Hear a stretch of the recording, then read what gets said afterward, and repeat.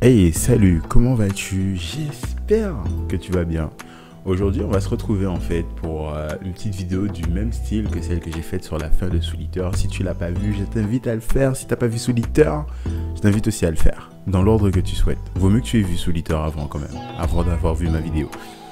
Enfin bref, aujourd'hui, on va parler de Hunter x Hunter, plus précisément de l'arc Ant-Chimera. Et on va s'attarder sur un personnage en particulier qui s'appelle Meruem, qui était, on va dire, le boss final de cet arc. Et je suis obligé de te reposer le contexte, pas d'Hunter x Hunter, parce que bon, flemme. En gros, si t'as pas vu Hunter x Hunter, c'est une valeur sûre, c'est un classico-classique, vas-y, il n'y a aucune crainte à avoir. Je vais te poser le contexte qui m'a conduit à faire cette vidéo. On se rend dans une enseigne spécialisée dans tout ce qui est BD japonaise, figurines. Je crois qu'on peut trouver d'autres choses, mais je m'en rappelle plus. Et donc là, c'est un environnement propice aux conversations sur nos lectures du moment, nos visionnages du moment, nos attentes. Donc là, à un moment donné, on se met à se dire, mais en vrai, que ce soit en anime ou en scan, on est tous impatients de voir la suite d'Hunter x Hunter. Et là, dans le plus grand des calmes, il y a un gars qui lâche, mais en vrai, Meruem, c'est le mec le plus cheaté qu'on ait vu, en tout cas en anime. Tu vois, le mot cheaté m'a un peu bousculé, parce que moi, je vais te donner mon point de vue.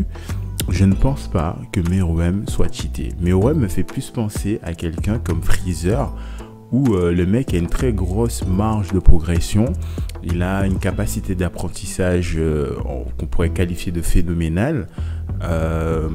C'est juste un mec qui a, comment dirais-je, qui peut apprendre plus vite, assimiler plus vite, mettre en pratique plus vite que la moyenne, tu vois. Mais ça ne remet en aucun cas en cause le fait qu'il soit pas cheaté de mon point de vue. Quelqu'un de cheaté, pour rester dans la comparaison avec Dragon Ball, si tu as suivi l'arc Super, ou même si t'as pas suivi l'arc Super, si tu as vu le film Dragon Ball Fukatsu no F, quelqu'un de cheaté, ce serait Whis. Tu sais pourquoi? Parce qu'en fait, là, on est pile poil dans ta gueule, c'est magique. Les héros vont se retrouver face à une situation désespérée. Ils vont perdre et le mec va remonter le temps pour leur donner une chance de racheter leurs fautes, leurs erreurs, apprendre de leurs erreurs. Excuse-moi, lui, il est cheaté puisqu'il peut remettre en cause des événements du scénario. C'est-à-dire que le scénario semble ne même pas pouvoir l'affecter, alors que Meruem, comment dirais-je, aussi puissant soit-il, aussi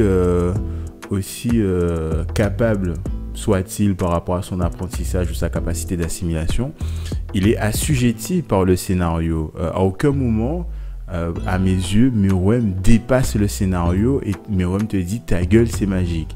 Pour moi, le cheat vraiment se manifeste à partir du moment où tu as un personnage qui remet en cause ou défie les lois même établies par le scénario, tu vois. Un autre exemple de quelque chose de complètement cheaté, c'est Naruto en mode Rikudo Senin qui soigne Guy alors que après avoir ouvert la 8e porte, le mec était censé mourir. Alors que Naruto n'a aucune compétence médicale et compagnie, au mieux il a juste boosté son chakra. Je sais pas si avec ces exemples je suis plus clair. Mais pour moi, Meruem n'est pas cheaté. Donc si tu es d'accord avec moi, je t'invite à le signifier par un petit pouce en l'air ou un petit commentaire. Ou si tu n'es pas d'accord, ben, je t'invite à le faire dans les commentaires et à me dire en quoi tu trouves Meruem cheaté. Bon, d'ici à la prochaine fois plutôt, je te souhaite de bien te porter et tout. Et on se retrouve pour reparler de Dieu sait trop quoi. Je verrai bien ce sera quoi l'inspiration du moment. Tchuss. Au revoir, merci. Au revoir, merci. Au revoir, merci.